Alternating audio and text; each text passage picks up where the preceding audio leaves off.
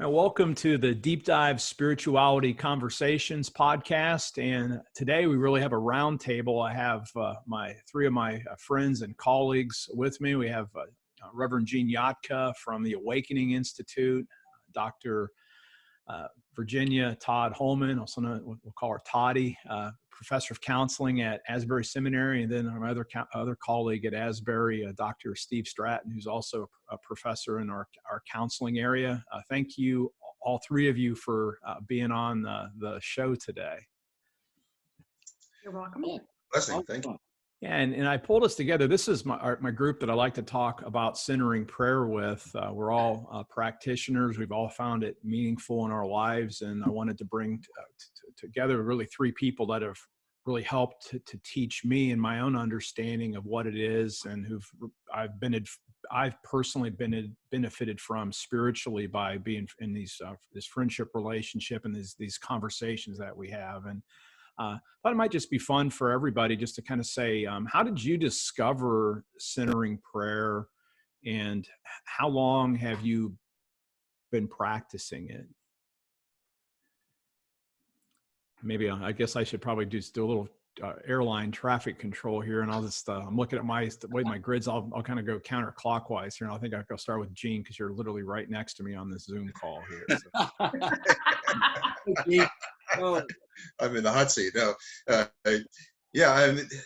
centering prayer was something that I came across originally beginning to read Bernard McGinn's books on Christian mysticism.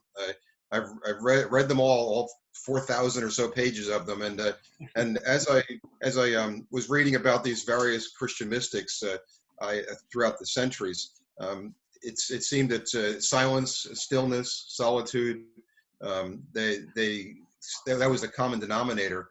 And then I came across Thomas Keating, the contemplative outreach, and I read a little bit of John Main originally. I never really bought into John Main's because I didn't like the mantra thing.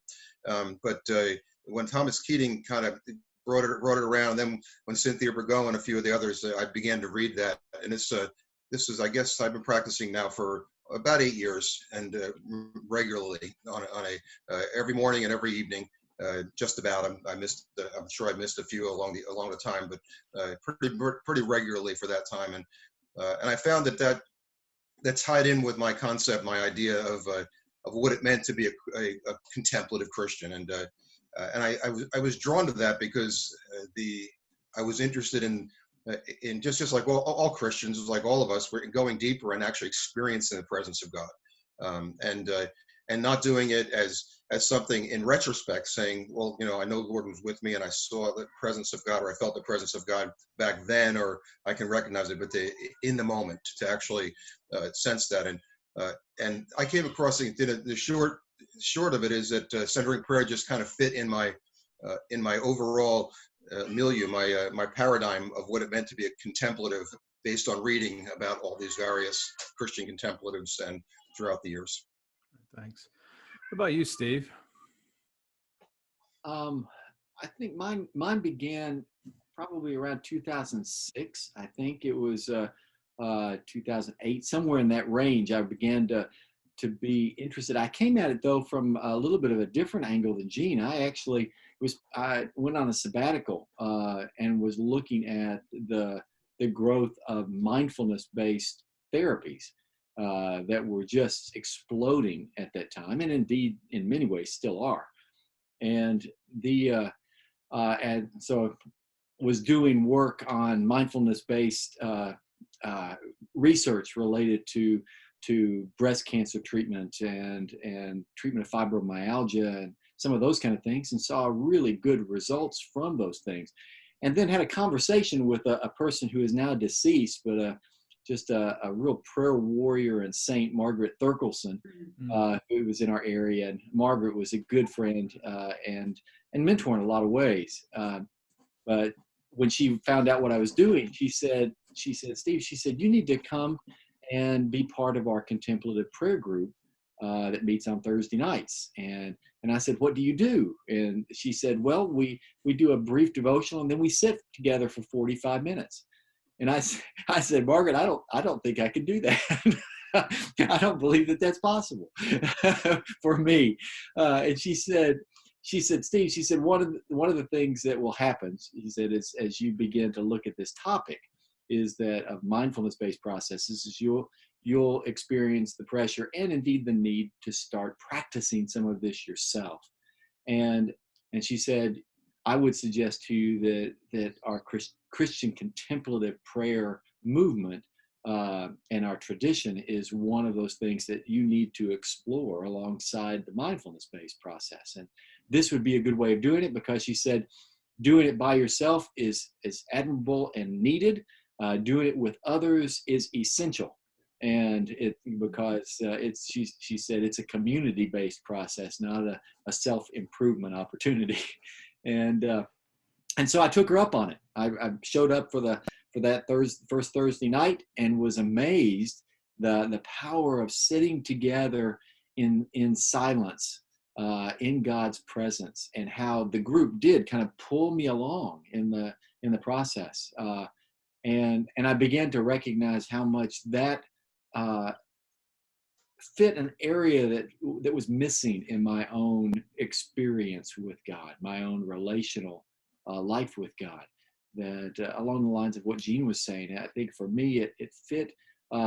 It took me out of the cognitive, discursive sort of engagement that my life with God was, and largely, and really put it into an experiential realm that was vital for me and necessary for my own sanctifying process that God has done in my life. So it's certainly been a journey along the way, and I think I've learned a lot about the practice. But more than that, I think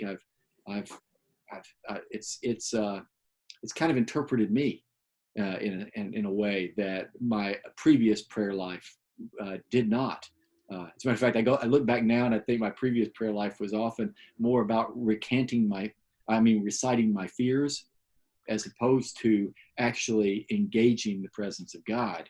And so anyway, I'll stop there. But for me, it's been a good journey. It's been an amazing journey.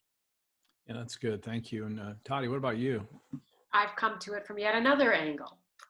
And I would say that my step into contemplation started about, well, more mindfully when I started yoga, but I bet you I can go back almost 25 years, because I took adult ballet, which is actually quite an embodied contemplative practice. It may not be still, but if you lose your focus, you're lost. So quality dancing, no matter how good or bad you are, is still a focused, embodied experience. But that did shift about 6 years ago, where I left the dance studio and moved into the yoga studio. I was fortunate to find a yoga studio near me where a large number of my Christian friends attended, because it was not Christian based, but at least Christian friendly. So the language was not what some people would say out there, in the boundaries beyond what is comfortable for just the general studio practice that a Christian could step into. And what I really experienced there was, again, the continued physiological focus, but in a more intentional way with breath that was different from maybe a dance studio experience, where the key qualities was being I'll use the fancy term, building my interoception. What is happening inside of me, and what does my body tell me about me? Even more, where are my arms in space is one thing, but where am I inside of myself and what's happening there? And the ability to use breath to calm my own alarm systems, to see what's happening in reality, not what my fears are telling me may be happening. And that then stepped into joining Steve, actually, when we were teaching contemplative prayer in a class that I was the lead instructor, and Steve came in and stepped in and was presenting contemplative prayer practice as part of the requirement for this course. I may have joined the Wednesday group before that. I can't quite recall, but then I've been more or less a regular participant in Asbury's Wednesday noontime contemplative prayer hour, as well as have had the joy of being with some of our Asbury CP students at the Abbey at Seminary, and basically opening our prayerful day there with what I would say is a Christian-based contemplative yoga practice. Leading that. It's been fun. That's good. And I spent a great deal of time, for those who are interested, if you go back to episode 8, kind of talking about my own journey and how centering prayer and journaling have both been central to my own experience of what I call deep dive spirituality. I will just add and give thanks. I did take a class with Gene. He teaches centering prayer workshops. I did a workshop with him, and I actually learned about centering prayer. He's sitting right here. Dr. Steve Stratton was talking about it in a faculty meeting of all things. And I remember I need to check this out. And so that was one of the best faculty meetings I've ever gone to, I have to say. I got the information from Steve, and that really helped me because I'd been experimenting with different things to essentially going all the way back. I have the most bizarre thing. I when I was just in my own healing process, completely anxious, and you can listen to some of this on episode 8, but I didn't put this in here. I found out that Navy SEALs were trained in meditation practices. It was called stress inoculation training. And I found that their little box pattern that they use with their breathing, and I never thought about it as religious at all. And that really ironically was my introduction. And again, this is on deep dive spirituality, but I kind of backed into this thing when I was looking for something to simply calm myself down so I could sleep. And I'm just, as I can just testify now that been practicing actually explicit Christian centering prayer for probably 3 or 4 years now. And over the last couple of years, it's become, I can't even imagine my life without it. And I'm even happy to say now in the morning, my wife Astrid, we do it together. We have a 20-minute block of time in the morning when we can do some real contemplation, and that's just been a real blessing. So I'm super excited. That's why I wanted to have this conversation, because I don't necessarily think it's for everybody, but I think all of our listeners ought to at least experiment and try it out. And all down in the show notes, if you don't even know what centering prayer is, we're not going to give a primer here, but I'll put some links that you can go check some of those things out. So, but let's get a little bit help, folks. What's the purpose of centering prayer? It's not to help me sleep at night. It's not, we've already said it's not really a self-improvement technique, though I think I backed into some of this, honestly, because I was just looking for some personal healing, and then this opened me up to a way to sit with God. But I mean, what is the real purpose? And we can just jump in here, whoever would like to. What's the purpose of centering prayer, if there is a purpose? I think for me, I think we're hearing the various ways that people come to, and we begin to see that this is a perennial aspect to it. We get drawn in from different places. But I think for me, the label of purpose is that it's to is using Thomas Keating's language, it's to give consent to the presence and action of God within us. And I would take it, I've never heard him say it. He may have, he's said so many things, but I also think it gives consent to the presence and action of God around us and through us. And I think you're one of this concept of divine therapy, and I think we'll probably talk about that a little later. But it's I think that's the real reason. It's not to, and that's why I shied away from the mantra concept, and that's why even the sacred word or sacred breath or even sacred glance that you hear taught, it's the concept is to go beyond that and to allow yourself to be placed in a liminal place, be drawn to a liminal place where you can be drawn effortlessly into the presence of God by God. And to me, that's the real heart of centering prayer. And that's the hard thing, right? Because we don't want to give anybody the impression, at least it's not my experience, that that you have this deeply spiritual time. Because what happens a lot of the time is our brains are just bouncing around. At least mine does. Thoughts, memories, things I'm worried about. I'm wondering if my watch is set, so I'll be stopped after 20 minutes. I mean, I mean, all these things run through, and so, at some level, I wonder if purpose is simply, I'm just going to sit in silence, essentially without expectation, but I'm going to surrender. I think that, to me, when I think about purpose, I think I'm going to surrender. I'm going to surrender the rights to my thoughts. Again, we're going to talk about the difference between mindfulness, mindlessness, and all that kind of stuff, but I'm just going to sit.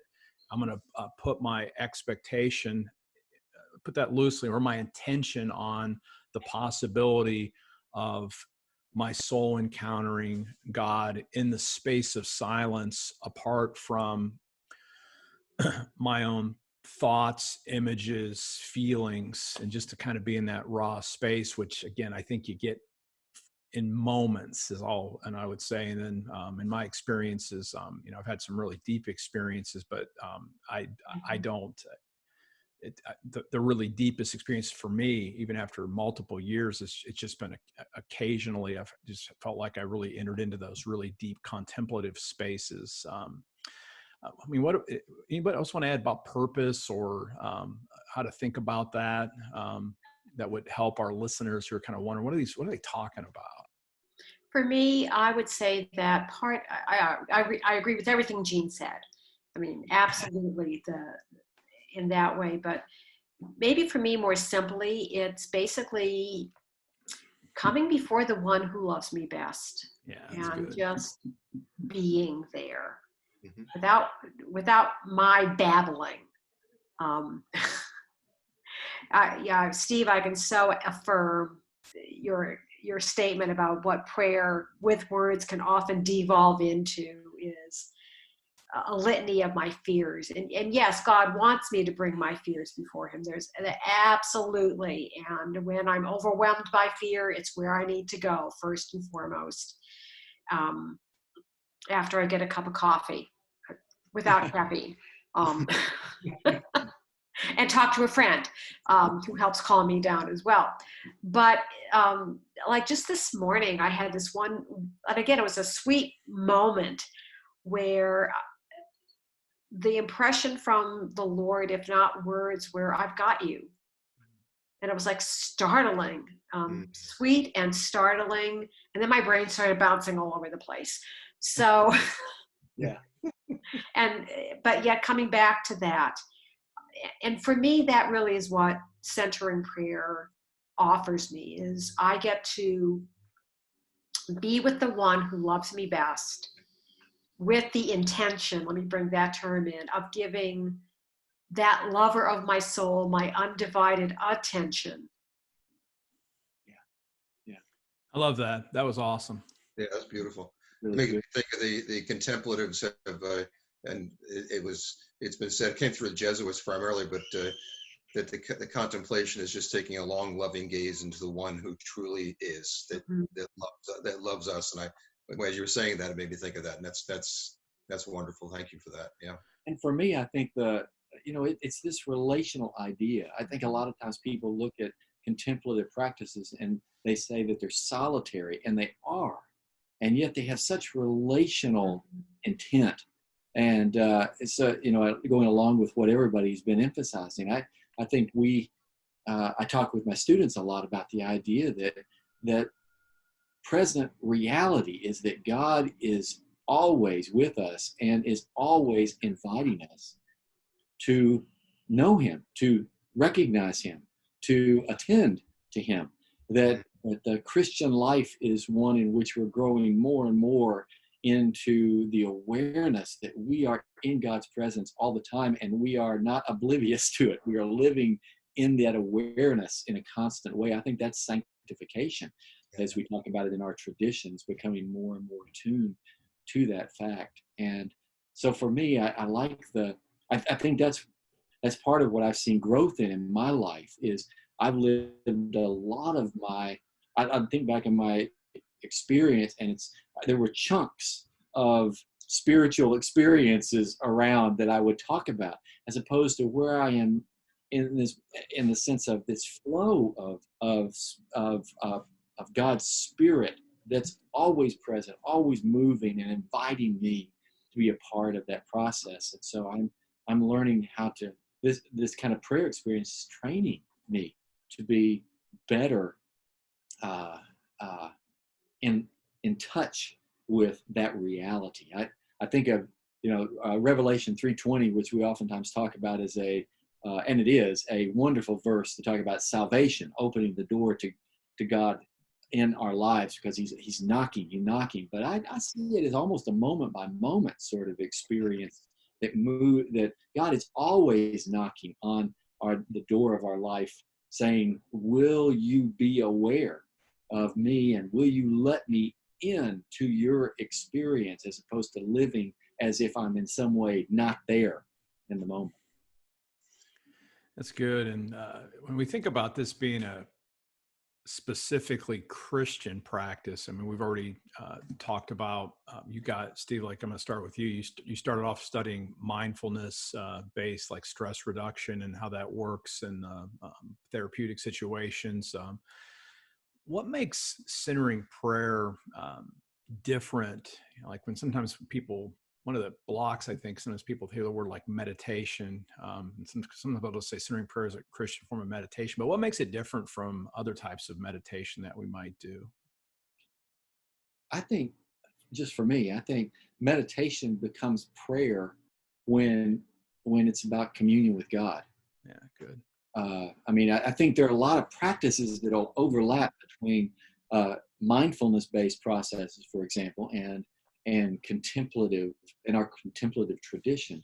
But I think where meditation and prayer differ, and we've actually shown some of this in our own research with students and people beyond and in the undergraduate years, that there is a lot of overlap, but they are distinct concepts. And the place where meditation and prayer begin to show the differentiation is in a sense the purpose of the experience. It's for God and making myself available to God and by His Spirit, and saying yes, as Keating would say in centering prayer, saying yes to His invitation. And we talked about, I mean, Gene mentioned this with staying away from a mantra. I know, like, if you get trained in mindfulness meditation, which is what's it called, Vipassana or something in the Buddhist tradition, it's an attention focus. And I know that the basic training is always say return to your breath, and so you're literally supposed to focus on the way the air feels when it goes in through your nose. And so whenever you find yourself distracted, you're going back to just trying to feel the air going in through your nasal passages. And so in a sense, you're turning inward. Centering prayer is close, right? Because it's when you find yourself lost in a thought. And this is, I think, sometimes where the danger piece is. Ours is a distinctively Christian practice when instead of like, okay, I'm going to return to how the air feels going into my nose, this is maybe where the sacred word comes in its best. The sacred word isn't a mantra. It's a reminder that we're going out to the transcendent God, and we're basically like I like to use the word Jesus. It's just the simplest thing. I'm praying to Jesus. I'm sitting with Jesus. And underneath that, to me, what helps me is I always ponder, here I am, Lord. And so when I say Jesus, it's my soul saying, okay, my thoughts are here, regardless of what they're on. I'm here to be with Jesus. And so, to me, that's a key difference, that it's not just me finding a God or whatever within me, or even just finding silence for silence sake, and then having that observer experience. It's that I'm here. It's like sort of, here I am, Lord. And I'm not going to let anything that's rolling around in my mind block me, no matter how interesting they might be, or even how disturbing they might be, to be with God. Does that make sense as a way to distinguish that and to make sure we're talking about communion? And Toddy said it best: we're sitting with the lover of our soul, and that's the whole point. It's in and we're just making sure that our own thinking is an impediment to that. Am I missing anything? When no, I think you're right on it. Because that's a constant thing with my students that I'm teaching contemplative practices or teaching centering prayer, is that they're concerned that that's Christian, and I found that obviously Scripture is the go-to, and to help them understand that it is Christian, and that if we can consider centering prayer as evocative, as a realization that we live, move, and have our being in Christ Jesus, and that the whole idea is to be able to position ourselves to awaken to that truth, and to awaken to Emmanuel, God with us, to awaken to Jesus said, "I'll be with you to the end of the age," to awaken to the presence of God and practice the presence of God, and then it becomes distinctively Christian. It becomes something that we're not doing it to because there's many. I mean, most mindfulness is taught today, even though it's really not out of the early truth of it. It's taught as a self-help thing. It's taught to help you feel better. It tells you your blood pressure goes down, and it tells you all the various physical things it does, and that's all wonderful. But that's not what we're talking about. We're talking about coming into the presence of, as Toddy so beautifully said, we're coming in the presence of love. God is love, and I think that we can begin to really see the fruit that it is Christian when we become more loving, when it makes us a more loving people, and then we find that Steve just mentioned earlier. I mean, I think we find almost a solitary inclusiveness, which sounds strange, but we begin to include all the junk within us, and it becomes so set in the presence of God that we actually can participate in inclusiveness in the world. We can and then what happens is that we don't just become inclusive for the sake of inclusivity. We become inclusive, that we begin to include and transcend. We come to a place where people have various thoughts and various concepts and things that seem to be opposed. If we truly are practicing the presence of God, then we can be inclusive together, but we can't stay there. And I think for me, contemplative prayer has helped me transcend my theological differences with people, my cultural difference. My differences is that I haven't perfected it, but I think it does that. So I think contemplative prayer and centering prayer particularly is something that we need desperately to become an inclusive people, but not just inclusive for the sake of inclusivity, to include and transcend our differences, to be centered. Because if we're all practicing the presence of God and we're all loving God, then it really makes it difficult to start. The divisions get really difficult. It really gets hard. So I'll stop. But that's part of. I think that's something that makes contemplative prayer and centering prayer in particular so important in today's world. I love that idea that we're moving. That the sign of not only the effectiveness of our praying, but also the sign of God's infilling of that experience is how we begin to be outside of the prayer with others in the world. And that's times as I've had encounters with colleagues and friends, as well as people just on the internet that are saying, well, centering prayer or contemplative prayer are really not practices that any Christian should ever be a part of for one reason or another. And sometimes, it just comes down to saying, I wish you could see the life of the Spirit in students, and I wish I could just kind of open up and show you what God has done in my life. That that seems to me to be. It's kind of like I've said to somebody. It's kind of like, is it Gamaliel in Acts where he basically says to the Sanhedrin, "Be careful that you don't end up on the other side of what God's doing in this." And sometimes I want to say that to people, is that in your rejection, your all-out rejection of this, and oftentimes by people who haven't really done much investigation fully, they've just kind of ruled it out. But I think that sort of personal sanctifying experience that I've found, and I see in my journals, I see in the journals of my students and other friends and colleagues. That just for me is one of the real bottom line sorts of proofs, if I need one, proofs of what we're talking about. And one of the beauties of how the Lord has built us and created us, and centering prayer just builds on this, is that part of, I might be as bold to recommend, as part of the reason why centering prayer practice is critical for our engagement with difference, is that it helps us be less reactive to others. And I'm just going to say, I think it's a physiological reality that God works with our created physical being to help us move less into fight, flight, freeze, and fold, because we're secure in our Lord, and we also have learned how to manage our own alarm system, so that when difference of opinion arises or differences are on the table and the arguments start getting heated,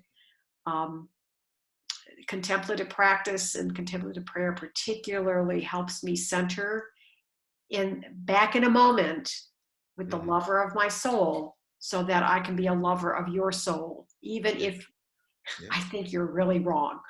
Yeah, right.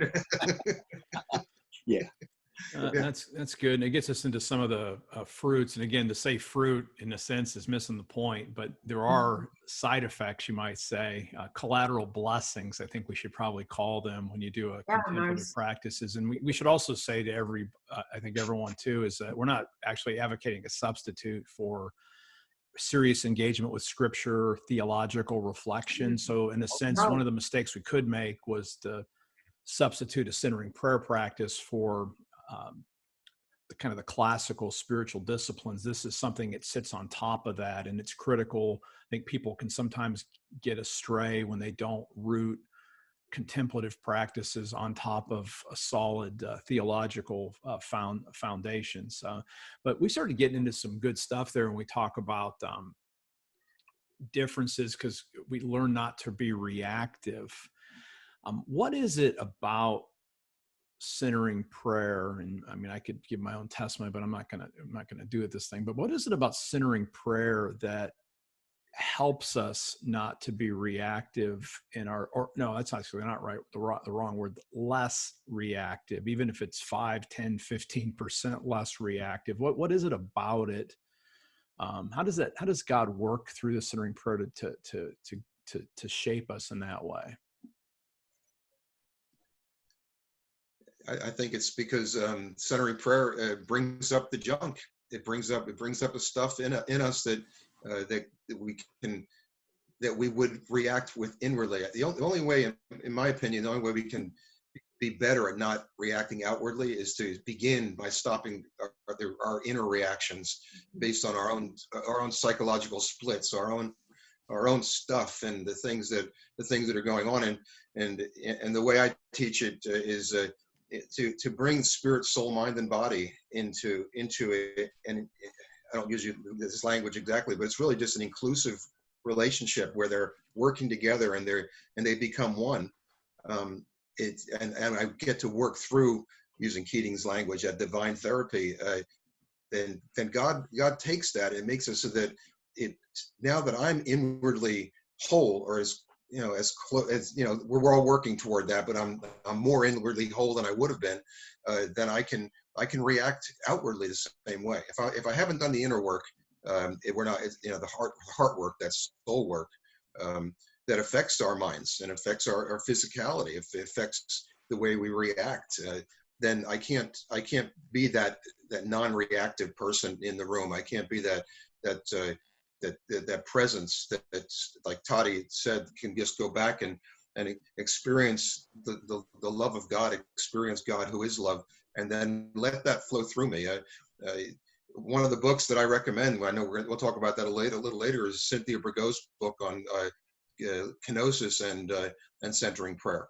And it's a wonderful read. I don't agree with everything she says, but the concept of letting go and letting God's love flow through us and returning. And I've heard Steve use that in his articles and different things all the time, that's so important that we keep returning and returning, and then we do that. And then the love becomes a natural thing. We can't become lovers of others until we become lovers of God or lovers of our own souls. And we can't become compassionate. We can't just say, oh, I think God be compassionate now. We have to be compassionate people. We have to be trained that. We have to. We can't be loving. We can't be peaceful. We can't be forgiving. None of these things are possible on the spur of the moment. They have to be something that we allow to integrate within ourselves. And then when that happens, and it sounds strange, maybe grandiose even, that I think contemplative practice, centering prayer, lectio divina, prayer of quiet, gazing into the eyes of God can change the world and could even bring revival. Yeah, that in such a way that would be amazing. Yeah, so. Let me ask specifically to my two counseling colleagues, when we talk about divine therapy, and Gene kind of teased at this, that junk comes up. We're not just talking about like, did I set my watch? Or oh, did I do this? Did I write the thing on my list to go to Publix and buy some groceries or whatever? We're talking about real junk that we confront, right? So just from your psychological perspective and the studies that you've done, what's actually happening? How does sitting in silence actually churn up stuff from the inside of us? Do you all have any ideas? Yeah. To put you on the spot. I'm quoting my colleague, Dr. Stratton. I know, isn't it scary? Yes, I don't know what's coming next. Brace yourself. Centering prayer stills the conversation in my head that I have with myself so that I can hear what's happening in my heart. Wow. And my heart is anxious. And so centering prayer, this is a Steve quote, doesn't create anxiety. It just makes me aware of the anxiety I constantly carry around that I distract myself away from by focusing on other things that I'm afraid of. Yeah. What about issues of inner brokenness and even sin? Because when we talk about, can we use that language when we're sitting in silence, that the things that perhaps block us off from God's love that churn up inside of us? I mean, is that saying too much? What do you think, Steve? I think it's Toddy talked about the fight, flight, freeze, or fold sort of. Yeah. That's calibrated based on our past experiences in life. Those wounds, those traumas, those attachment relationships, whether they've been secure or insecure, are all a part of calibrating our fear system. And so when we come to whatever situation it is, we are prone to go off quickly in order to protect ourselves, or if we've had good environments and other things, maybe it's not quite so reactive. And I think, at least in my life, by the time I get to be as old as I am, there've been a lot of experiences that I carry around with me that make me tempted to react in those moments. And I think what centering prayer has done for me, and I hear it in other people's lives, I do hear it and see it kind of circumstantially in research around different kinds of contemplative sorts of processes, is that it starts kind of a recalibration of process. And for me, it's directly related to the idea that God is present in every single moment with me. My fear in myself tends to tunnel my vision, and I get so captivated by the thing that I fear in the moment, which is what a fearful brain does. And what centering prayer allows me to do is affirm God's presence in that moment. So it's no longer just what I'm fearful of, it's now what I'm fearful of, and God's here too in this moment. And little by little, as I continue to practice that, I get recalibrated, I get changed. And then in the process, as I begin to gear down my reactivity, it's amazing how I believe the Holy Spirit, in the context of prayer, begins to bring up those things. It's kind of, I think Keating says, it's kind of like in those moments, it's like the ground is being broken up around these memories or wounds or traumas, and those we're able to kind of engage those in a different way now, as we have space now to engage them in different ways. Going back to what Toddy was saying as well around that. So I don't know. I hope I'm not rambling. I hope it makes some sense. No, I think this is really helpful for people, because we're talking about deep experiences of grace. I think about Maxie Dunham's prayer. I heard him talk about in chapel back when I was a student. This is, good Lord, 25 years ago, I suppose. He always said, Lord, help me believe the truth about myself, no matter how wonderful it is. And I think I used to not like that.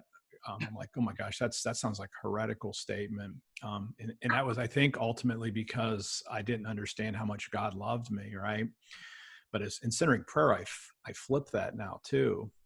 God, help me believe the truth about myself, no matter how horrible it is. Mm-hmm. And I think the stuff that gets churned up, I mean, since it's my show, I don't mind sharing. I mean, the things that freaked me out the most about centering prayer, because I didn't know this was going to happen. I didn't know anything that we're talking about was going to happen. I thought, I'm just going to sit in silence, chill out, and, experience all these benefits. And instead, I remember one day I'm out in my back patio doing the centering prayer, and I just got myself lost in a sexual thought. And I'm like, oh my gosh, what the heck? I'm supposed to be sitting in silence with God, and I'm thinking about sex. And then I'm like, wait a second, I'm sitting in silence with God thinking about sex. And I'm like, God hasn't fried me yet. And I'm really serious. And that was healing. And then the other stuff, and I mean, I can remember images of people that wronged me would float through my head. And all this stuff doesn't happen every single time. I mean, but stuff churns up when you do this long enough, and you get to confront yourself, your pain points, your deepest desires. And the astonishing reality is, when you're there with God, you're like, oh my gosh, all this stuff's, God knows everything that's in my head right now. Yeah. And I'm still connected with the God who loves my soul, as Toddy said. And to me, that's how I understand the healing part of this, and why it's been so helpful for me, because you get confronted with, again, yourself. And, to use Paul Tillich again, I know he's not every evangelical's favorite. He's probably no evangelical's favorite theologian, but I come back. I love what he talks about grace. A grace is accepting the fact that you're unconditionally accepted. And I know from my own testimony about centering prayer is in moments, and it doesn't happen every time, but it's been in a couple of moments I've had that accepted, the fact that I was unconditionally accepted sensation. And a lot of times that was in the context of having stuff churn up in this divine therapy, if you will. And I know that has changed me for the better. I mean, I think this podcast doesn't exist if those kind of experiences hadn't happened to me in centering prayer. So I'll throw that testimony out.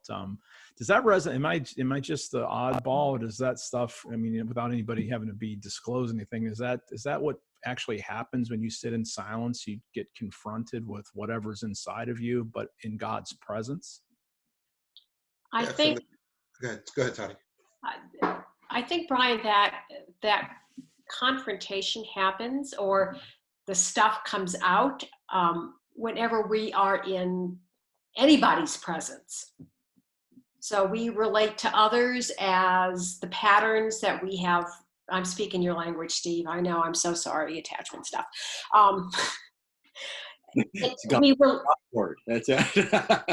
We relate to one another as we have been patterned to relate to others, and that includes God. And so whether it's a divine therapy that happens when you're sitting with your pastor who has some knowledge, whether you're sitting with your spiritual director, whether you're sitting with a wise professional counselor, whether you're sitting and centering prayer with God, we all have an opportunity to see ourselves in the eyes of someone who is not going to respond to us out of fear. or anger, but just accepts us for who we are. I want to go a step further than that, because while that takes care of the past junk, the benefit of that is that now I have a moment where I can pause and I have a moment of choice now to how I'm going to relate to you who's sitting right in front of me here and now. Mm-hmm. That I don't need to be defaulting back to knee-jerk habitual reactions that have been overlearned because you happen to trigger a fear response in me, and this was my knee-jerk reaction of fight, flight, fear, faint, fold. I can choose and say, oh, let me think about what I want to say rather than blurt it out or run away or shut down. I have that moment to say, I have a choice. And that may be all it takes to respond to someone differently. Yeah, that's good stuff. Obviously, we could say a lot more. I mean, we're gonna have to wind up the conversation here because I know there's it's almost been going for close to an hour already. Go ahead, Gene, and then I want to ask us about our books. Just real quick, John of the Cross he wrote many times. Teresa Zavala picked up on it, and it came from some even earlier. They said that the scariest thing is to let your pure, naked, unadorned self sit before the one who truly is. Oh, that's good. And the discovery is that you discover that the Yahweh, the one who, the great I am, the one who truly is, loves you perfectly. And it's and once that happens, then everything, I think as Toddy so wonderfully said, and Steve did as well, is that our relationships to every other person, and to the world, to conflict in general, just becomes very, very different. Yeah. Mm-hmm. And so for everybody's listening, we're talking about really powerful experiences that happen with a consistent practice. And so these things that we're talking about isn't going to happen the first time, probably may not happen the 100th time, but this is it's a practice that we're going to show up and sit with the Lord, again, with no expectation other than to be with the one who loves us. We want to keep coming back to that point. And one of the really cool things is that the saints through the ages have found that this is a profoundly transformative practice that then actually prepares us to be in the world on mission, to show up for people, and to be ambassadors of God's abundance and agents of healing. Just to kind of wind things up today, how about everybody just shares a book or two about centering prayer that they have maybe found helpful, or maybe even just a saint that they found helpful reading about that's helped them with their contemplation. I'll start with Toddy and then. Oh, good grief, Brian. I've been too busy reading N.T. Wright, which doesn't help with contemplation. I have to What? I have to contemplate it. Well, yeah, I've contemplated what I don't understand, but I probably have learned more just from being with others than necessarily reading. That's so I'm just going to stop. Yeah. Okay, Steve. I guess, I mean, one of the things we're going through as a group right now is the book that I have it here because this is the chair I sit in when we do our group is the Intimacy with God, an introduction to centering prayer, which is a really nice piece and very easy to get through and understand. I really, probably my favorite early book around centering prayer was by Omadigain and his work on centering prayer and the healing of the unconscious, which I thought was a really nice look. And it sounds like it's going to be overwhelmingly deep and complicated. It is not. It's very accessible, and I really liked that book as a way of looking at centering prayer as a practice, but also in its application. Yeah, that was going to be one of the books that I was going to recommend. I highly, well, actually, Steve, you gave me my copy actually. So, but I definitely will second that book. Gene, what's a couple books you might add? Well, I'll third that book is it's one of the ones that we use in our class as well, and I think probably that might be better, and it's not a book, but go to contemplativeoutreach.org and see some of Thomas Keating's videos. There's hundreds of them, and and they're just profound, and he just has a way of bringing some very complicated thoughts and to a place where they're understandable. So I would go to contemplativeoutreach.org if I was beginning this. And I go to it all the time. Even now, I watch his videos all the time. Yeah. And the only thing I would add to what we've just said is Thomas Merton has incredible writings, and a really easy book to read that's so profound is New Seeds of Contemplation. Yeah. And you can use it almost as a devotional when he comes out of the same movement that Thomas Keating came out of in terms of contemplative prayer. Well, thanks, Toddy, Steve, and Jean for being on the show today and helping all of us to think a little bit more about centering prayer. And I'll say till next time, till the next episode, everyone, live by faith, be known by love, and be voices of hope in a world that desperately needs it. Amen. And Amen. See you next time. Hi, this is Brian Russell, and thank you so much for listening to the Deep Dive Spirituality Conversations podcast. It's a real privilege to serve you through this medium. If you would take just a minute and click subscribe, whether you're seeing this on YouTube or listening to it through Podbean, iTunes, Spotify, or wherever else you receive your podcasts, I would be grateful. And if you really like the content, please leave a review so other people can locate this podcast. If you have ideas for guests or you just have questions, you can reach out to me, deepdivespirituality@gmail.com.